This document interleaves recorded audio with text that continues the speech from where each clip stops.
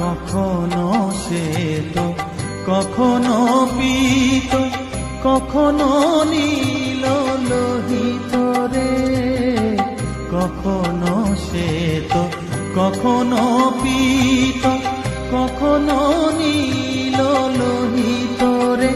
মায়ের সে ভাব কেমনে বুঝিতে না পারি, সে ভাব কেমনে বুঝিতে না পারি। ভাবিতে জন্ম গেল রে শ্যামা, মা কি আমার